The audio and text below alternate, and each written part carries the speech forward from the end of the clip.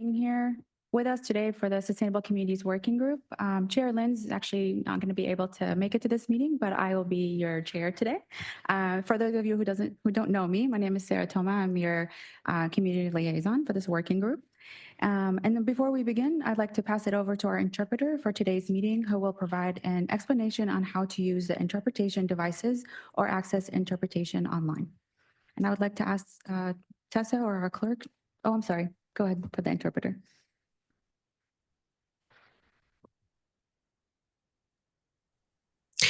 Hi, good afternoon. This is a message announcement from the interpreter. To use the interpretation feature, please scroll to the bottom of the Zoom screen where the meeting controls are. Click on the interpretation icon where the with the world and select English as your language. If you are joining through the Zoom mobile app, cell phone, tablet, etc., please press the ellipsis, then the interpretation, and then choose your language. Finally, click on the mute original audio to not hear the original Spanish low in the background. Headsets are available for interpretation. If you are in the meeting room, please check out a headset from the receptionist in the lobby. Aviso por parte del intérprete. Para hacer uso del servicio de interpretación, favor de desplazarse a la parte inferior de la pantalla de Zoom, donde aparecen los controles. Haga clic en el icono de interpretación, el globo terráqueo, y seleccione Spanish, español. Si está utilizando la aplicación móvil de Zoom por su celular, tableta, etcétera, presione los puntos suspensivos, luego interpretación y luego el idioma. Si no desea escuchar el audio original en inglés en el fondo, por favor seleccione Mute Original Audio, silenciar audio original. Contamos con auriculares disponibles para el servicio de interpretación. Si se encuentra en la sala de reunión, favor de pedir auriculares en la recepcionista en el vestíbulo. Gracias. Thank you. Now I'd like to ask Tessa to perform a roll call and confirm that we have a quorum today. Thank you and good afternoon. The City of Carlsbad, Rob Efford. Here. Chula Vista, Todd Phillips. Here. Coronado, Jesse Brown. Here. County of San Diego, Rami Tala. Here. Del Mar, Amanda Lee. Here. And our City of El Cajon. Yes. And are you Noah? Or Yes, Mike? Noah Alvey, present. Noah Alvey. And Sanitas Patty Anders. Present. Escondido Oscar Romero. Present. Imperial Beach is absent. La Mesa Lynette Santos. Present. Lemon Grove is absent. National City Martin Reeder. Present. Oceanside Sergio Madera. Present. Poway is absent. City of San Diego Heidi Von Bloom. And also present is Seth Lichny. San Marcos Sayima Karashi. Present. Santee Michael Coyne. Present. Solana Beach Joseph Lim. Present. Vista is absent, and of the advisory members, we have 3 present. Caltrans Kim Dodson. Present. LAFCO Joel Barilla. Here. And Regional Airport Authority Ralph Redmond. Present. That concludes the roll call and confirms the quorum. Perfect. Thank you, Tessa. Now I'd like to review the meeting process for both the working group members as well as members of the public who wish to participate. For working group members, when you would like to speak, please raise your hand and I will call on you. Tessa, can you provide a quick reminder on how public comments will work?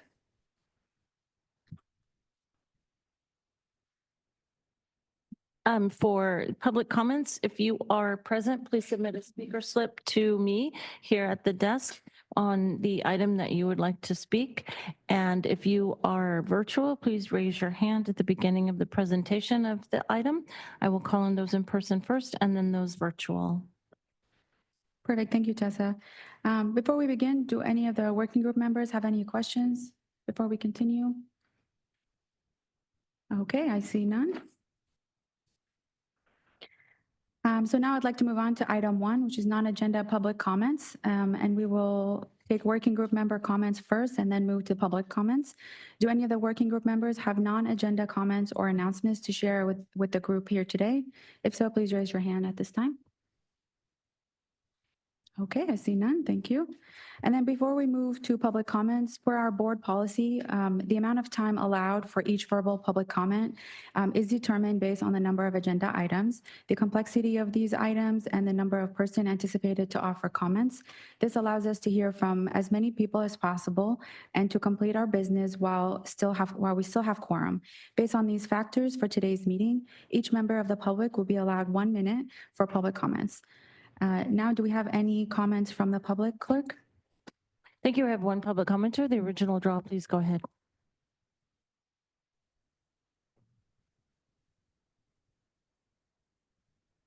Audra, we can't hear you.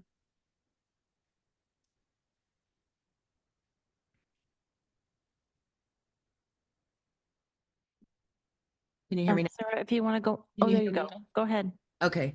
I was just saying I can't believe it's only 1 minute and I'm the only one speaking and you only have 2 real items on the agenda, but I'm used to this happening. But speaking of sustainable communities, we have storm victims that are still suffering from not being able to get their lives back together. For many reasons. But then we also have, illegal immigrants that are coming across our border and getting many of the resources that people have been waiting for in our own communities. And so it's very sad to think that, our resources are already stretched so thin, and yet we're, facilitating the help of people that, committed a federal offense when we should be really thinking about the peoples in our communities and making sure that they can make up for the losses that they have incurred due to the negligence of the county and keeping up the infrastructure that needed to be upkept. So, we don't need to be, providing these resources to people that should be last in line. And that concludes the public comments. Thank you. We will now proceed to approving the consent agenda, which includes item 2. And item 2 is the September 5th meeting minutes. Do we have any comments from the public on item number 2, clerk? Thank you, Sarah. We do have a public comment on this item. I would also like to remind the members that you do not have to have been present at the prior meeting in order to approve the minutes. You're just approving the veracity of the minutes. The original draw, please go ahead. So as far as the RENA numbers and whatnot, we were talking about that last time and the funding that's needed because there is a lack of funding. And again, that kind of goes into what I was talking about giving people help that we don't even have the funds to give. But you were talking about counting what's needed, not what's built. And I think it's important to make sure that we're not just only telling people what you have accomplished, but telling them what we actually need as far as how many homes need to be built, and the communities that need them should be sharing that, because otherwise we're not being transparent with the people, and we can sit there and virtue signal like we're doing all of this great work. But if you compare that to what numbers need to be built, we're severely lacking in all of that. And if there's no funding, or we need more funding continually, there just needs to be a transparency and accountability to the people and make sure that you're getting the funding that you need to provide what's the people need, because people are suffering right now. And that concludes the public comments on consent agenda. Thank you, clerk. Are there any working group member comments or questions on item 2? Okay, I see none. May I have a motion to approve the consent agenda? Solana Beach moves to approve the minutes. Thank you. And a second? Second, City Trustee- Coronado. Okay, I have a motion from Solana Beach and a second from Coronado. The clerk will now call for hands raised vote. Clerk? Yes, I do not need to do a roll call Oh, that's vote, right. but we can just do the vote by hands. So all in favors, raise your hands. Any opposed, raise your hands. And any abstentions? And that motion passes unanimously with those members present. Perfect. Thank you, clerk. We will now move on to item number 3. I would like to introduce Tueri Fowler, our Deputy Director of Sustainable Communities, and Stacy Cooper, our Senior Regional Planner, who will present their revised letter outlining legislative principles and ask the Sustainable Communities Working Group to make a recommendation to our Executive Committee to submit the letter to chairs of the Senate and Assembly Housing Committee. And with that, I'll turn it over. Okay, thank you. And good afternoon, Sustainable Communities Working Group members. Stacy and I are happy to be here again with you twice in 1 month to talk about the Regional Housing Needs Assessment Reform and to continue to build on the conversation that we had with you a couple of weeks ago. In today's presentation, we're going to walk through, as just a reminder, on some of the feedback that we received from you at your September 5th meeting, and then show you the proposed revised language or how those legislative principles are proposed to be changed as part of that letter that would be submitted to the Executive Committee next month. And so we'll be looking for your recommendation to move those things forward. But just before I turned over to Stacy to walk through that, I see that we still have a couple of few members who maybe were not with us at our last meeting. We shared this timeline and thought it might be beneficial to just walk through it again, kind of where we've been and how we got to where we are today. But last year, between March and September, HCD as well as SANDAG were conducting various outreach. HCD had started the RENA reform effort and had mentioned that they were going to be submitting a report to the legislator. They did various forms of outreach, which SANDAG followed, and we made sure to provide those updates to this working group as well as to some of your member agency staff. That led up to, in March, HCD coming and having a listening session with our board of directors and hearing the feedback that we wanted them to receive and potentially to implement as part of the RENA reform effort. And then about a couple of weeks later, they released their report. And so we brought that to you over the summer to talk about what the report entailed and where we were monitoring various things. And we also brought that to our executive committee as well to give them a presentation, which resulted in the recommendation for us to bring the legislative principles to this working group to work through them. That was the meeting that we had earlier this month on September 5th. We also, the very next day, took it to our regional planning committee and discussed with them and received some of the feedback. And so we'll share with you the feedback that we received as we go through today's presentation. And then after our next steps is to bring this back to the executive committee based on the recommendations given here today. So with that, I'm going to turn it over to Stacy, who will just give you a reminder of the principles and walk you through the feedback and the proposed language changes.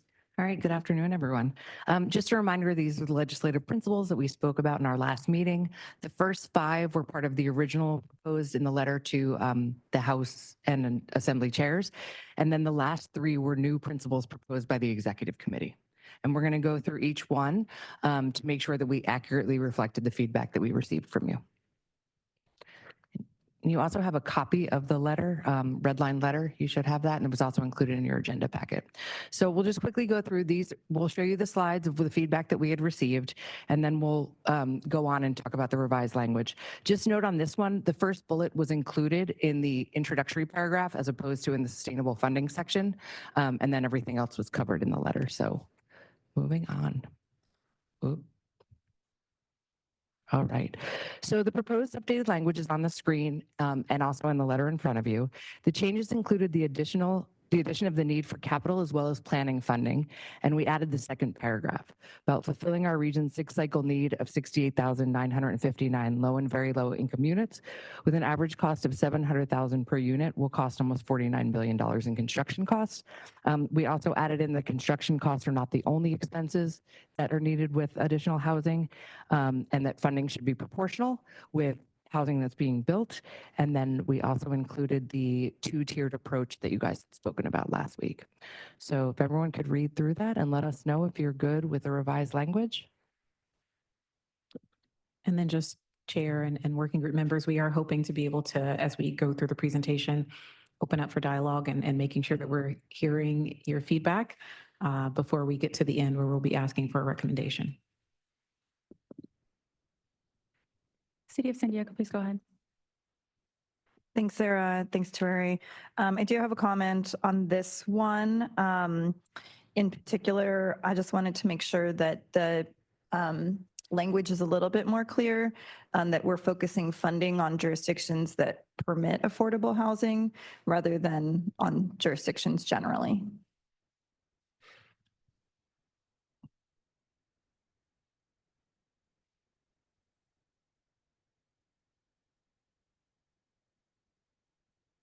Yeah, I just want to make sure that it's clear in the letter to the state that we are making it clear that we're not asking for it to just be given. It's tied to the permitting of the housing. Yep, we can make that clarification. Thank you.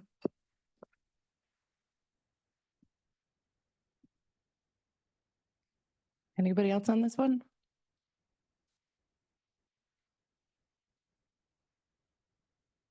No? Okay. Moving forward to local context. So this is the feedback that we received from the group at our last meeting. And then based on your feedback, we added that HCD should evaluate jurisdictions based on good faith efforts and consider factors outside of their control, such as market conditions and other state mandated regulatory processes that can impede housing production. And we also added a paragraph on student and military housing. One thing I did want to bring to your attention about this is that in determining our RENA number, HCD subtracts group quarters from the projected population. So if they start giving credit for certain group quarters, there's a very good chance that they will not be subtracting those from the determination number. Just wanted to kind of give you guys a heads up on that. I did have a conversation with HCD recently. Where do they, so they take out group quarters as far as the population or the number of units that we have? Explain to me what that. So they start with the projected population number and they remove group quarters population from that, and then turn that into households, and then they do the adjustments. That include assisted living facilities? I have Or are to you go just in talking about group quarters as military and student It population? includes all group quarters. So what I'm saying is right now is they're removing group quarters. There's a chance that they will not be removing that large of a number moving forward if they are going to give credit for it. Because they were So do they explaining to me it's remove a the balance. I We're guess the not going to question give you, yeah. comes in, are they removing the population too? Because there are people that live in these facilities, so Yeah, they're removing in group order quarters for them to populations. calculate the RENA. Yeah, they're removing group quarters population. So population living in group quarters is how they did it in the sixth cycle. So if I can just add, Joseph, the reason that we wanted to make sure we were clear and we had some follow-up with HCD about this is because we recognize that we're saying that we want to strongly advocate for the role that in our region, military and higher education plays in helping to solve the housing crisis. We also don't want anyone to walk away and us not have been clear that we understand the way that when they're doing the determination in the sixth cycle, they were deducting, or at least they are telling us that they were deducting that population from our calculations when they were coming up with what our region's, determination should be. So we just want to make sure that we're clear that while we do want to support that, we also understand that this is how HCD is looking at the calculation when they're doing our region's determination. Go ahead, County. I actually have a comment on the previous item because I'm just thinking through the suggestion to change it to permitting jurisdictions. And not all jurisdictions are actually permitting the affordable housing. For example, the county is doing work in other cities where they're not the permitting authority. So maybe a friendly amendment to consider jurisdictions that are implementing affordable housing policies. Sometimes what we need is the infrastructure in place in order to get to a point where we're permitting those units. And so if we start off with, getting the funding to those that are permitting on paper, that might sound right. But I think in practice, for the county as an example, we're not permitting a lot in terms of deed restricted affordable housing, but we're doing a lot in terms of carrying forward affordable housing policies. So suggestion there is to consider implementing affordable housing policies as opposed to permitting. And I hope that works. And can I just clarify? Last time when we did the edits, we all kind of did a thumbs up, sideways or down. How does it work? If one jurisdiction wants it and other ones don't, can you just clarify that for me, please? Yeah, so if we get to a place where we have one jurisdiction who wants one thing contrary to what maybe others, then what we would do, if you don't at the end of this make a recommendation to carry that forward as part of the legislative letter, we'll take that feedback, we'll offer it to the executive committee, and the executive committee would be the one to make the decision. On that last point, then, I just want to make it clear, I think we're overcomplicating it already says if you have a certified housing element, those are the people that are eligible. So that covers anyone who has housing policy, anyone who's approving units. That's the expectation of all of us. And we're doing it or we're going to get enforced upon. So just so I can clarify, so are you suggesting to keep the language as is? Okay. And Heidi, do you want to, are you okay with keeping the language as is, or do you want to continue to? I think you can just bring it to the executive committee and provide the feedback. Thank you. Okay.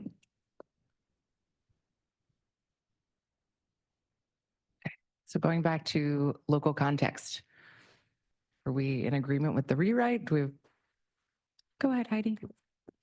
Hi, I do have a request on the language related to SB 743. Rather than saying SB 743 can be considered an additional hurdle to housing development, if we could acknowledge more that Coastal Commission review can delay the approval of housing permits and that reducing VMT and greenhouse gas emissions can be challenging in more rural areas. Because SB 743 isn't always out of alignment with housing policy. Okay, so just so I can make sure I capture the edit correctly. So instead of saying at the end of the first paragraph where it says and SB 743 can be considered an additional hurdle, you'd like to see that revision to say and reducing vehicle miles traveled and GHG in rural areas can be a challenge towards, or can be an additional hurdle towards housing development. Yes. Throughout our calendar? Thank you. Okay. Hi, please.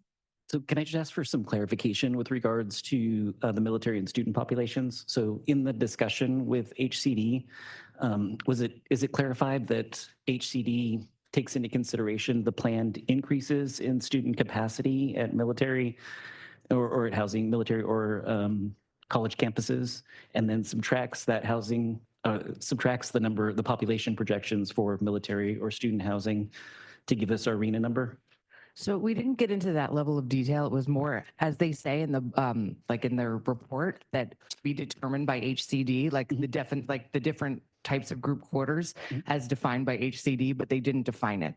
So I just wanted to clarify with them that what they're saying is if they are going to be giving credit for some of these group quarters, that they would then be taking that into consideration in the determination as well. I can reach back with them and get a little bit more detail on that, but we didn't really get into the weeds. It was more of just like just wanted to clarify that we had an understanding of that.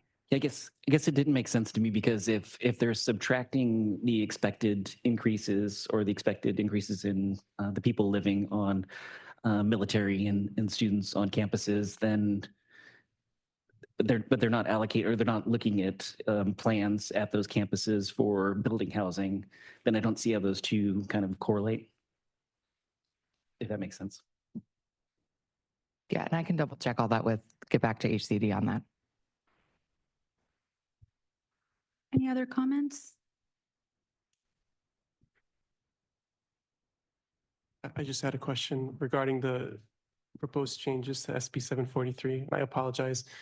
I haven't been at these meetings recently, but just can I understand the context for why we want to change the way it's proposed here and specifically call out rural areas? Sure, and it can be different areas. I don't want it to look like SB 743 can be considered an additional hurdle to housing in all circumstances because, like, for example, in our jurisdiction where we have many VMT efficient areas, it has actually been something that we've used to streamline development. But I do completely acknowledge that it is a challenge in other areas. Yeah, I think the changes make sense. Just calling out the rural areas, which means the unincorporated area, I think might raise some questions if we were to just leave that part out and say. I think it could just say less VMT efficient areas or something like that. Yeah, that'd be fine.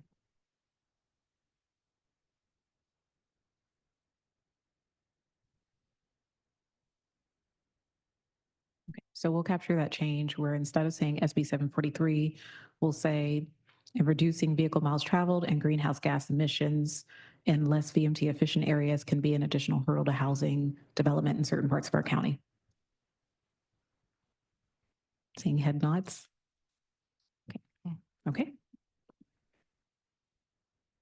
All right, moving on to greater transparency.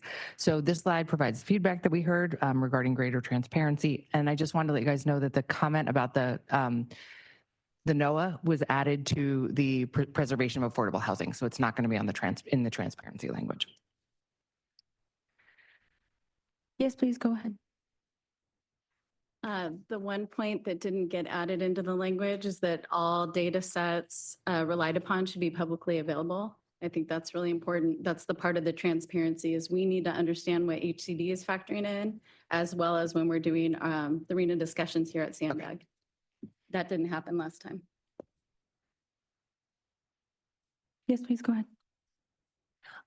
Additionally, I think more than just providing, working directly with local governments when developing this guidance, it should also include some language related to inclusion of local governments throughout the process because the listening sessions last time excluded local government. I know you all did an exceptional job representing what we were asking, but sometimes things can be lost in translation when we're not at the table. So I would ask that we are all at the table during that process.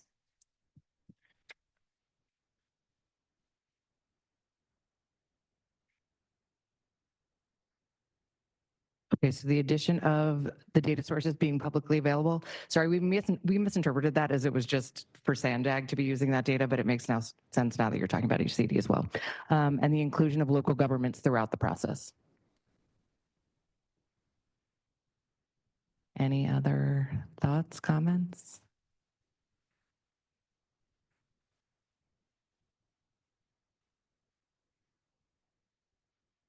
No? All right, moving on. So this slide contains the feedback we received regarding a regional approach. And then considering the feedback we received, the language was refined to read, future RENA cycles should include a more collaborative regional approach to solve the housing crisis. Through the collaboration of local leaders, we can ensure that housing gets developed in the right locations to benefit the entire region while also supporting state climate goals. Any comments on the refined language?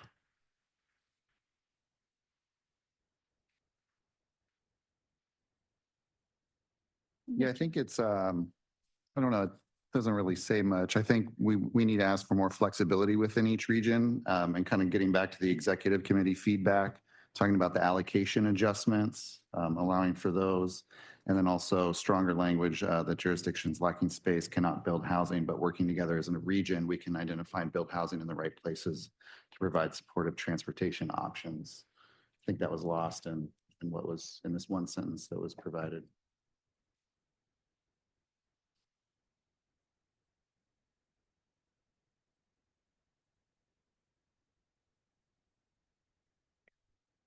Anybody else?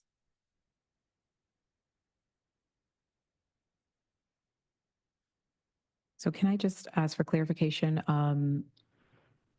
So are you proposing that you would like us to just add back in some of that language that was stricken from the actual letter?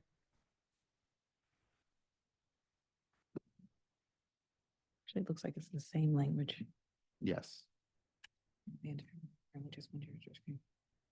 Was the credit policy?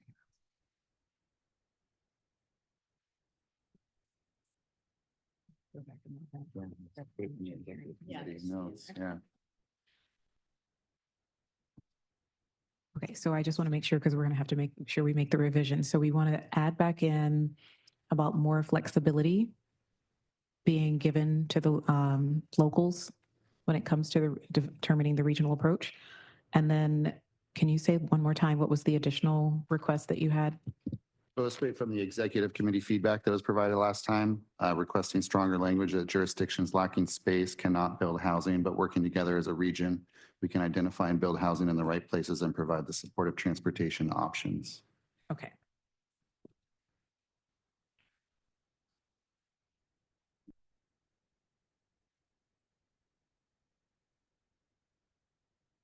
Yes, please go ahead. What I recall from our last discussion, just allowing collaboration among cities so that there can be like a collective effort to produce affordable housing that may be funded by multiple jurisdictions in one jurisdiction, and we can share the RENA production.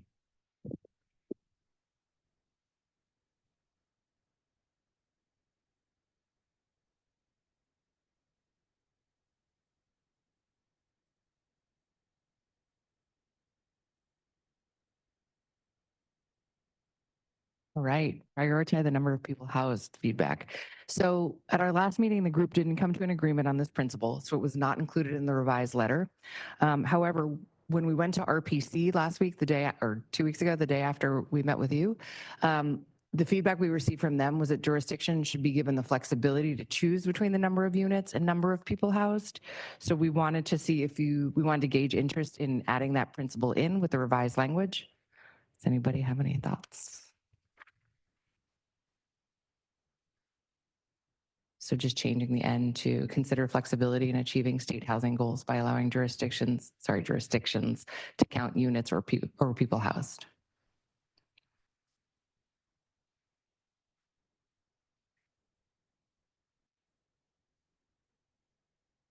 I'll provide my comment. I think it complicates the RENA process, which is already complicated. So that's what I see in what HCD's guidance. They're trying to kind of layer, and this just complicates it. We're trying to simplify. I'll probably just reiterate from what I said last week. City of San Diego is in favor of it because it provides additional information for us to be able to tailor our policies to meet the needs of our community members. Thank you.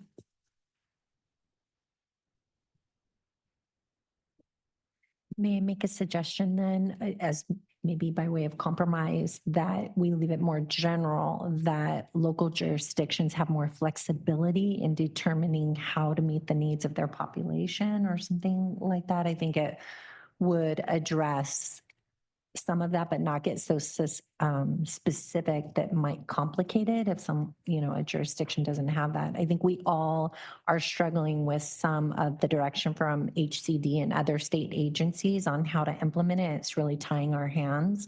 So if we just continue to request that we have a bit more flexibility on addressing the needs of our specific populations.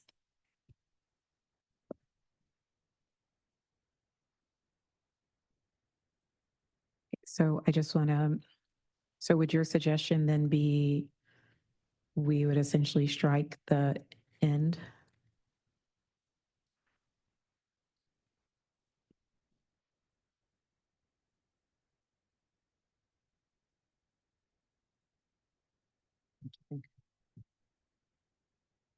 Sorry, I'm thinking through this kind of on the fly. So this legislative principle is about prioritizing the number of people housed. And what we're trying to get at here is that looking at the people versus only right now, the way the process works is by unit.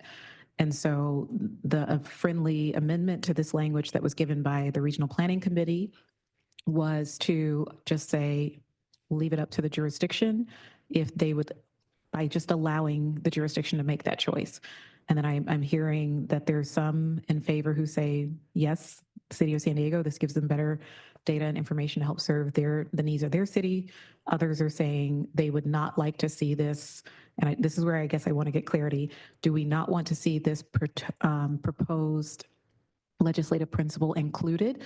And you would like to leave it out because you feel that the RENA process is already complicated enough and you don't want to have anything in there?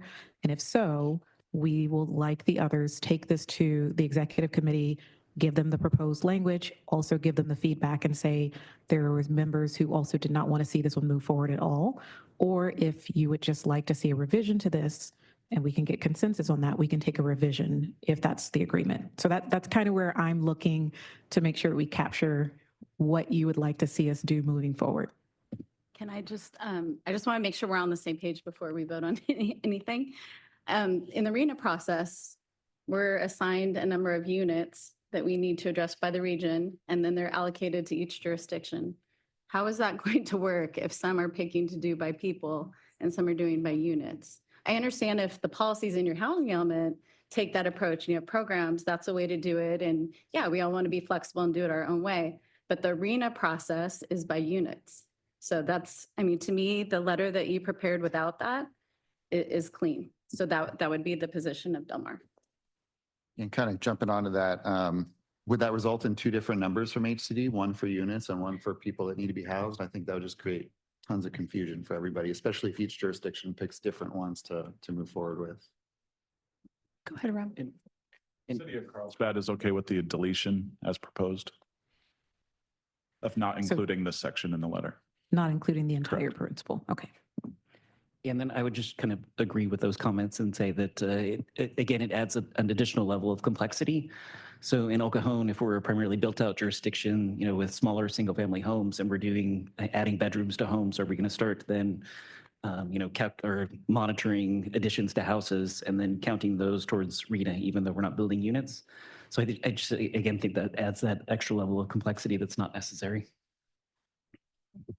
And also, didn't we discuss that there's no process established by HCD? If we were to go to this population methodology, there's no way of implementing that. And God only knows how long that would take to get policy and procedures established. I would say not include it based on the comments from my colleagues and my own comment.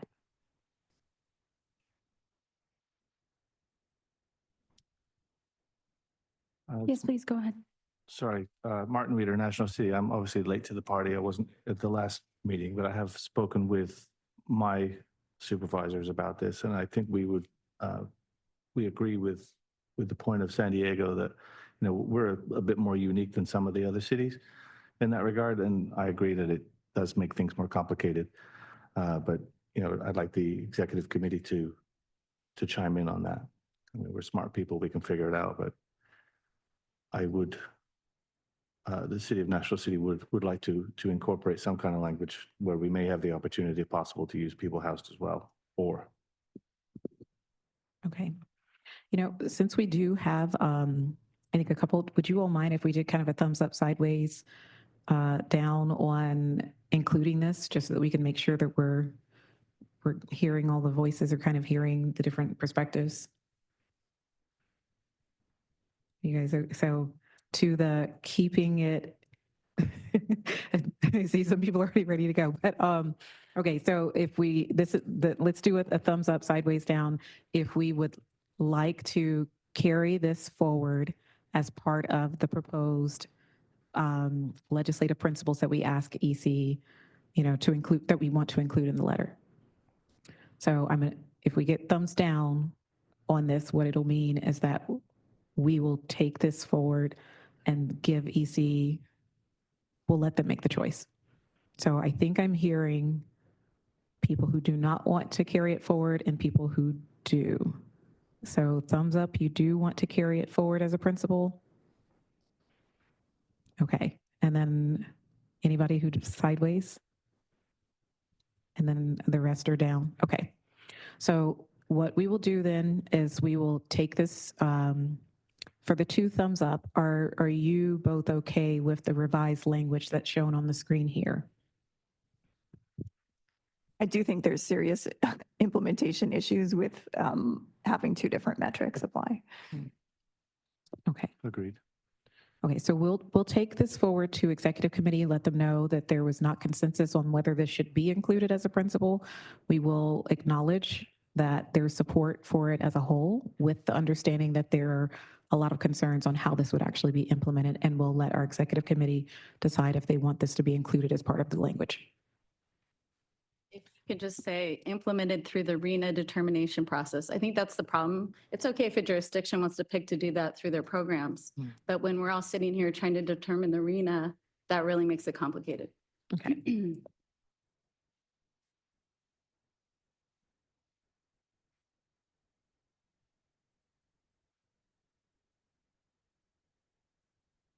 So just to clarify, so we don't want to overcomplicate the process anymore, but everyone would be okay if after the allocations are done, if a jurisdiction worked with HCD on some sort of reporting to HCD for themselves on number of people housed, just not make it mandated. Is that,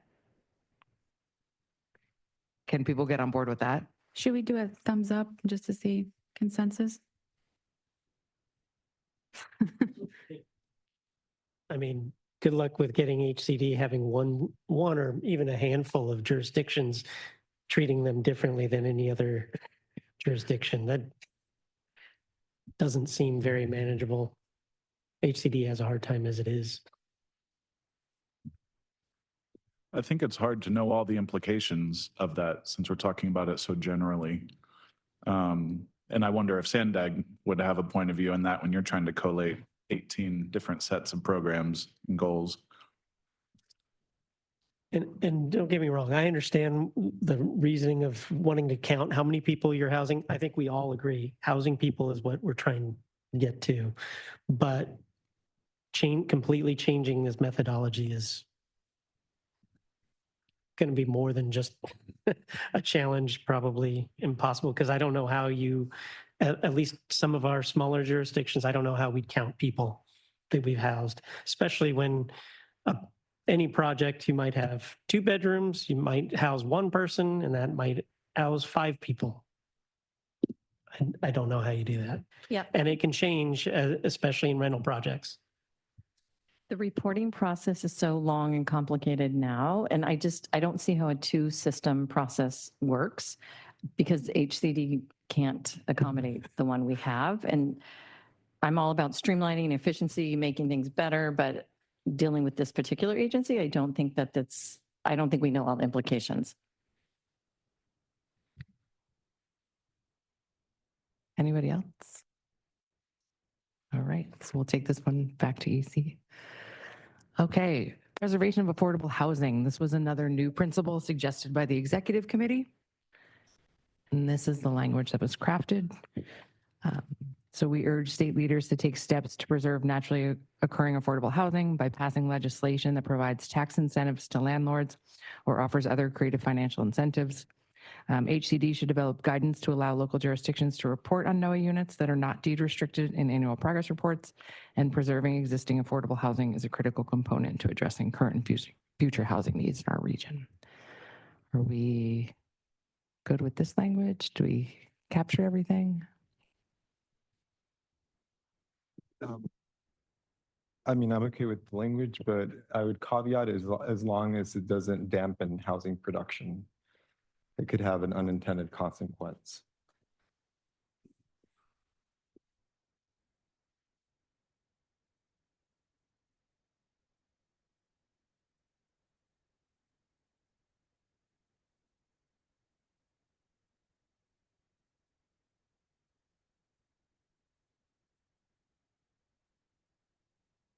Any other comments?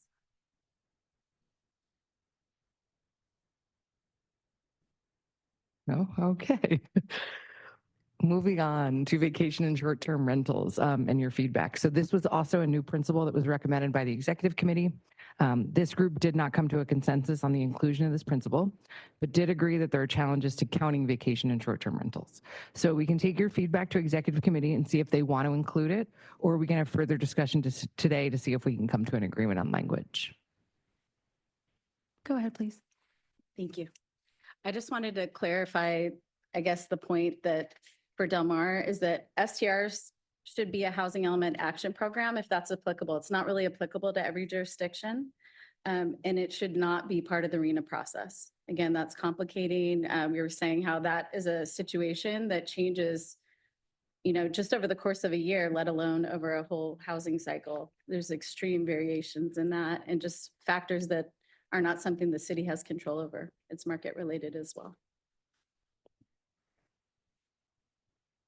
Yeah, and jumping on that, like it is out of the city's control. It's the market that controls that. But then you also have another state agency, the Coastal Commission, telling you to not get rid of your vacation rentals. So 2 state agencies telling you 2 different things. So I don't think it should be, I don't think cities should be penalized for things that are out of their control. People owning 2nd, 3rd homes.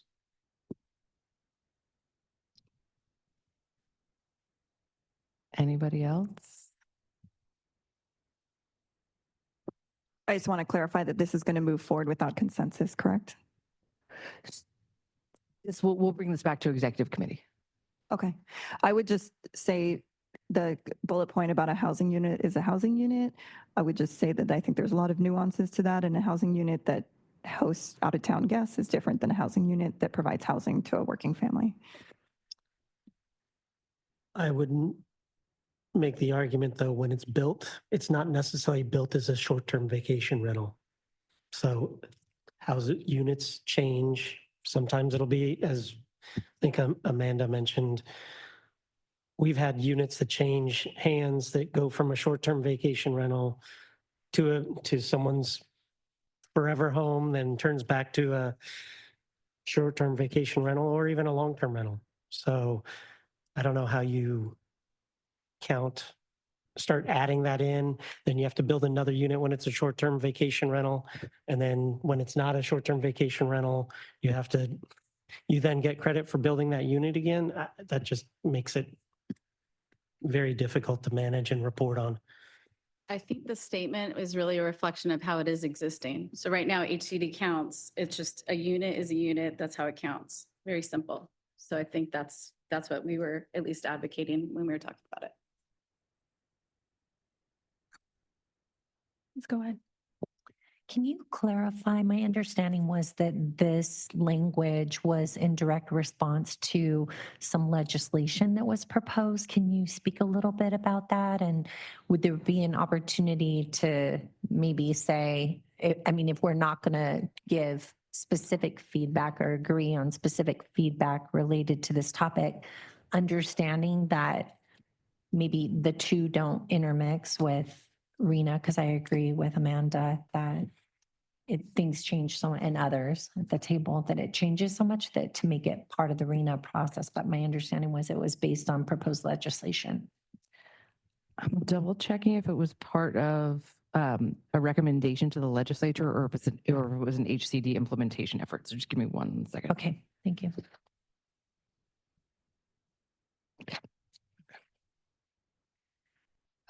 Yeah, so that was an HCD implementation effort, which means HCD has the authority to just do this if they want to. And they were thinking about adding an adjustment rate for using units that will be lost to vacation homes and short-term rentals. So they had mentioned looking at census data and getting that for whatever the period of time was, and then allocating additional units based on that percentage. If I could add maybe one more consideration to take to the executive committees, in addition to these, is I know that sort of indirectly vacation rentals are taken into account when we have our persons per household factor that's given for each jurisdiction. So I don't know if that would accomplish it, but the fact that your persons per household are less would get factored into the number of units as well. So like I said, indirect.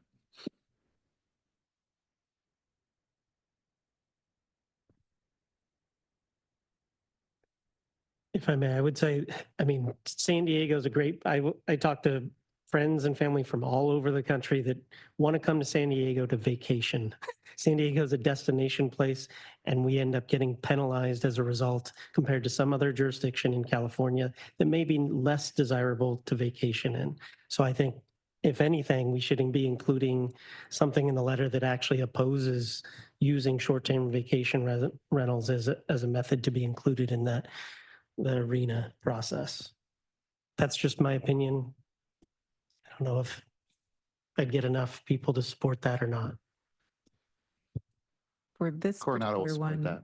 yeah. So for this particular one, we're going to take all of your feedback, and that is what we'll be reflecting to executive committee. So everything that you're telling us, we're going to provide in a summary, so executive committee can see all of the, comments that were made as they're weighing and making a decision.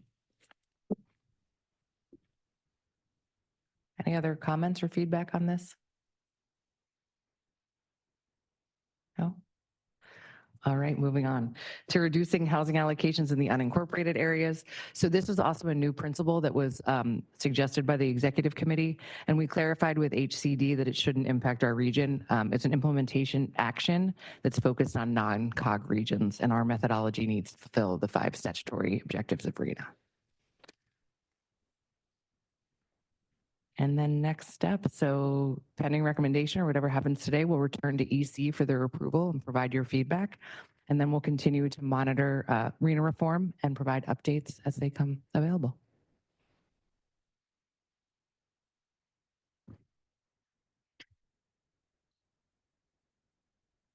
Okay, thank you, team. Tessa, are there any members of the public that wish to speak on this item? Thank you. I have 2 members of the public on this item. One in person, Cesar Javier, please come to the podium. And then he'll be followed by the original draw. We are, Cesar Javier, we are inspired to learn from you professionals, professional politicians, professional fathers and mothers, sisters and brothers. Let us have a look back. We call in surveying back azimuth. When we say San Diego, this is not only for the civilians, but this is the home of the military and their families. I am here speaking as a member of a family of soldiers, a neighbor of soldiers and veterans. We are in a direction far away from solving this emergency sheltering of humans. We need your moral decisions, fellow citizens. We must shelter them now. Sir, your time has expired. Let's build tent city Your time and has with expired. amenities of clean water, clean air, and clean. Can you? Sir, I need to ask you to leave the podium. Thank you. And our final commenter on this item, the original draw, please go ahead. Yeah, it's really hard to listen to you guys talk about this stuff when you say things like the development, you want the development to benefit the region and climate goals. I would think that people would be before that, because like, what does region mean? Are you including people in that? Because we're always putting things above the people's needs. And, you know, when you talk about SB 743 can be hard to be a hurdle to housing, as well as the VMT and GHGs. We're a charter county, so we don't have to abide by all of the legislation that comes down from the state, but you do it because you want to get money. But it's like, if this is keeping people, because all we're doing is getting in the way of providing the housing that's needed, when we don't think about the people first, but we think about the climate first and pretending to mitigate that in some way and what's happening with it, when you know, we should be actually putting the people at the forefront and saying, we need to do whatever we have to provide housing for them and not let anything get in the way of that.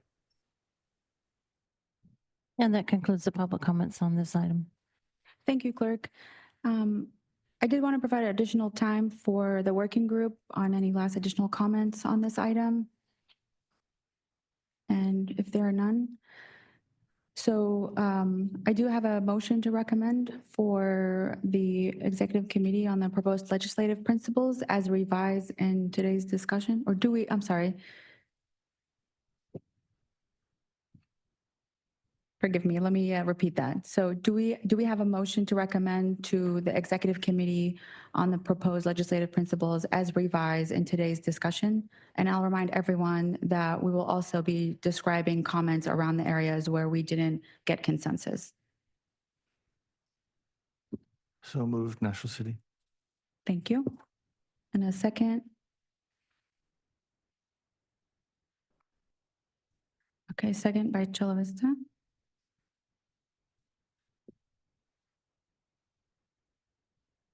Okay, Clerk, so we have a motion from National City and a second by Chula Vista. Right, yes. And all in favor on this motion, please raise your hands. Any opposed? Any abstentions?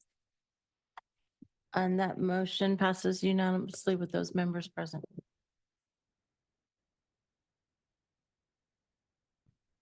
Perfect, thank you all. So we will now move on to item 4. I would like to introduce Keith Greer, Deputy Director of Environmental Compliance and Climate, and Courtney Becker, our Associate Regional Planner, who will present an overview of SANDAG's Regional Shoreline Management Program, its accomplishments and next steps.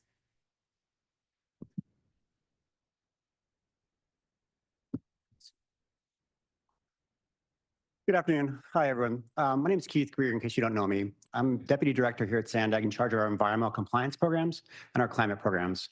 And with me today is Courtney Becker. She's our project manager for the Regional Shoreline Monitoring and Management Program that we have at SANDAG. If you haven't worked on that program, it's a very interesting program. It's got a very long history. And today we're just giving you a short informational presentation on why it was created. I'll do that part of it. And then I'll turn it over to Courtney to talk about what it's accomplished over the last 30 plus years and what the next steps are. So with that, let's start. So the origins of the program go all the way back in the 1980s, and I'll explain that in a bit. But it is the longest standing working group that's continually met at SANDAG. So it's made up of the 8 coastal jurisdictions, elected officials from them, plus the 2 bayfront jurisdictions, along with the U.S. Navy and the Port of San Diego. And they come together once a quarter. They'll talk about regional issues and collaboration. They'll talk about the best available science for adapting to sea level rise and other issues of common kind of best practices. On that committee is Scripps Institute of Oceanography, Coastal Commission, and other entities such as state parks, which act as advisory bodies. So one thing I want to mention too is one of the early products it produced was a look at the beaches in the region and to say they're more important than just residents having nice places to go recreate. One of the products they put out was an economic analysis of the beaches, and I said up here is 22 million a year visitors, generating over $2.4 billion in beach spending. And recently there was a San Diego Tourist Bureau to put out a survey and said, why do you come to San Diego, tourists? And the top item for the tourists around was the beaches. So it's an important economic driver for the region. And we at SANDAG have an entity, a group that actually meets to talk about how to retain those beach resources for both this generation and future generations. We're a model for the rest of Southern California. We've been meeting with our counterparts in Santa Barbara, Ventura, LA, and Orange, and they all love what we're doing down here. They love the regional collaboration, and they want to mimic it up in their groups as well. So a little bit of history about why it was created. So turn it back to 1983. Back then, there was the largest to date El Nino ever recorded. So it was a massive warming of the waters that occurred, massive storms, wave-driven events, flooding. There was 17 deaths in California. We lost 33 coastal houses. There was another 3,000 houses that were impacted and damaged, and coastal infrastructure up and down the California. If that year was the year that 15 piers were damaged, including Seal Beach Pier, which lost its entire center. So all of this, when the California Coastal Commission looked at it, it was about $1 billion of economic cost in California in today's dollars. So a very significant impact. And resulting from that was a proliferation of, at least in San Diego County, of seawalls by residents wanting to protect their properties from wave-driven events and the next El Nino events. And the thing about seawalls, those you have worked with in that area in the coastal zones, you put one seawall up and it's great for that property, but it creates problems on each side of the seawall. So then those properties have to put seawalls up, and then the seawalls keep proliferating up and down. So there's a tension there between we want to protect our beaches, the seawalls affect our beaches. How do we do both? Protect coastal infrastructure, coastal properties, and protect our beaches. So the Shoreline Working Group and SANDAG at large developed a series of policy documents to address this issue. And over the years, we've kind of added to those policy documents. Back in 1993, we developed the SANDAG Shoreline Preservation Strategy. And what it envisioned was it would take a big, huge infrastructure type of approach where it put 30 million cubic yards of sand all on these beaches up and down the coast. We'd have 250 foot wide beaches as a big buffer for any kind of future El Nino.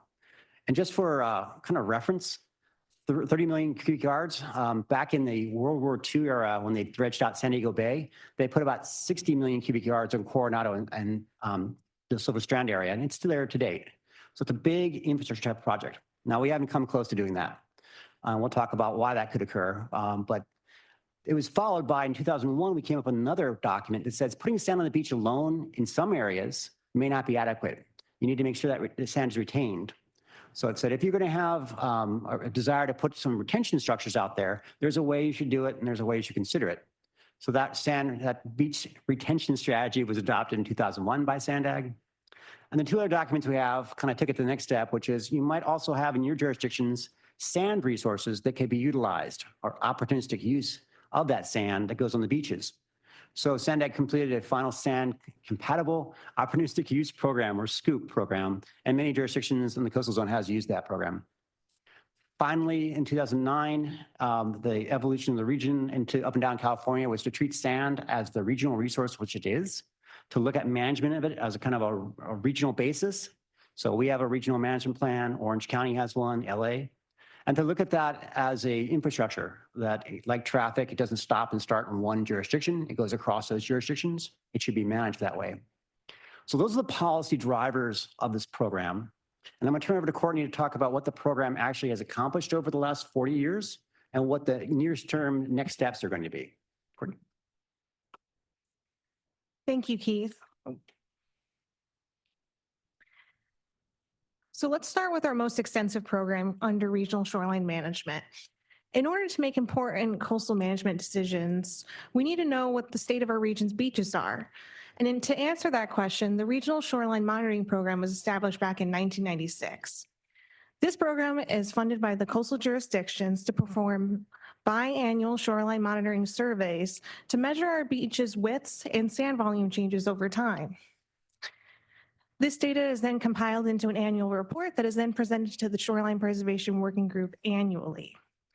Our stakeholders are then able to make important coastal management decisions to identify hotspots or areas otherwise known as higher erosion rates, to improve resiliency and increase sea level, to improve resiliency and to prepare and protect against sea level rise. Based on the results of this program, regional implementation projects have been performed, being our regional beach sand projects. The first regional beach sand project was performed in 2001. That project placed 2.1 million cubic yards of sand on 12 beaches in 7 coastal cities here in San Diego. In total, this project cost about $18 million. Now, fast forward 12 years, Regional Beach Sand Project 2 was completed in 2012. This project was smaller in scale as it only placed 1.4 million cubic yards of sand, let me get this right, on 8 beaches in 5 coastal cities. However, the cost did increase due to inflation, about $26 million. Now, we consider these projects as one-offs because they weren't performed on any programmatic cycle, but rather when funding became available. And based on the 28 years worth of regional shoreline monitoring data, these types of nature-based climate solution projects require a 5 to 10 year maintenance cycle in order to maintain the width of our region's beaches. And with that in mind, since the last regional beach sand project was in 2012, the region is overdue for another regional nourishment effort. Back in late of 2022, the region's coastal cities directed SANDAG to research, analyze, and initiate another regional beach sand effort. Since then, regarding Regional Beach Sand Project 3, SANDAG developed 3 phases, mirroring Regional Beach Sand Project 2 and assuming the costs and converting into today's dollars. Starting with phase 1, this is to perform the preliminary planning activities. This will evaluate the best approach to accomplishing this project, not only feasibly, but also economically. In total, this phase costs $200,000, which has already been paid by our coastal cities. We are currently in this phase and expect the final feasibility and economic analysis results to be released in the summer of 2025. Our next step is for phase 2, which will be focusing on obtaining the appropriate environmental clearances and permits. It's been estimated that this phase will cost about $3 million. Lastly, phase 3 is to perform the construction and post-monitoring survey, as it's no surprise that this is the costliest phase, totaling about $37 million. Our intention, once phase 1 studies are completed, is to leverage those findings to apply to federal and state grant opportunities. In particular, SANDAG will be targeting the Division of Boating and Waterways Public Beach Restoration Grant, as SANDAG has been successful in the past in obtaining this grant to fund phases 2 and 3 back in 2012 for Regional Beach Sand Project 2. We will be providing periodic updates to the Shoreline Preservation Working Group on the status of these grant applications for the funding of phases 2 and 3. Now, moving on to the recommendations for the program. Over the last year, SANDAG and members of the Shoreline Preservation Working Group have met with experts from around our region. And to name a few of those experts, they include representatives from Scripps Institute of Oceanography, our region's coastal managers, representatives from the U.S. Army Corps of Engineers, as well as our partners to the north in Orange County as they experience similar issues to coastal management as we do here in San Diego. After meeting with these experts, recommendations have been proposed for the program. The first being is to update and combine SANDAG's shoreline policy documents into one plan, which you heard a little bit of the history on the many documents that Keith mentioned earlier. This one plan would update and combine all of the policies to be more comprehensive, to reflect current science and identify data gaps, as well as to include the Phase 1 Regional Beach Sand Project 3 studies to update nourishment and sand retention strategies. Additionally, as I mentioned, these types of nourishment projects have been formed as one-off projects. Rather, this policy document would direct to be a programmatic approach, so to proactively nourish our beaches rather than when they're in dire need. Additionally, this policy document would include the formation of a science and engineering task force to guide the planning, this planning document. And lastly, it's to include all of the Southern California peer agencies as our advisors to be more impactful in our approach to regional nourishment efforts and to help obtain more funding. A few more recommendations that were proposed were to continue the regional shoreline monitoring program with a few minor updates. One update would be to create an open data portal to visualize the 28 years worth of data more holistically and make it more accessible rather than it being in a stagnant paper report. Another area that was proposed to be added to this monitoring program is to really understand where does our sand move. Assumptions can be made on where sand goes with the 28 years worth of data. However, to know where it goes exactly is still unknown. In order to answer that question, a sediment tracer study would be the answer to that. This type of study would place small quantities of fluorescent sand on the beach that is then able to be tracked over time. If you look to the top right of your screen, you'll see some images of what that fluorescent sand might look like. This type of study has been performed once before back in 2008 in Orange County, and it was able to answer exactly where does sand go. Does it get lost in our lagoon inlets? Does it move up north or south of the coast? Or does it get lost outside the depth of closure? As I mentioned before, the second recommendation is to finalize Regional Beach Sand Project 3's Phase 1 planning studies and to seek funding to fund Phases 2 and 3. Lastly, the recommendation is to develop one scoop or sand compatibility opportunistic use permit. As Keith mentioned, this type of permit allows cities to use sand opportunistically to be placed on our beaches. An example of that would be if there's a construction project and that sand is compatible, to then place that compatible sand onto our beaches. This, as of right now, each individual coastal city needs to develop their own scoop permit, which is a pretty exhaustive process as they expire, there's an extensive approval process, but rather having one regional scoop permit would give all cities the opportunity to place sand on our beaches opportunistically. With all of this in mind, we will take these recommendations into consideration for the fiscal year 2026 regional shoreline management budget. And with that, that concludes our presentation. We're happy to answer any questions you may have. Thank you, Keith and Courtney. I think before we do that, Clerk, are there any members of the public that wish to speak on this item? Thank you. I have one member or two members of the public that would like to speak. Cesar Javier, please come to the podium. You'll be followed by the original draw.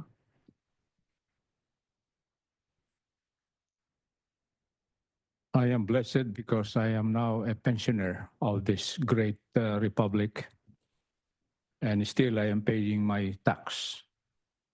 This is a payback time. My input, I know, is a departure from the conventional thinking ideology.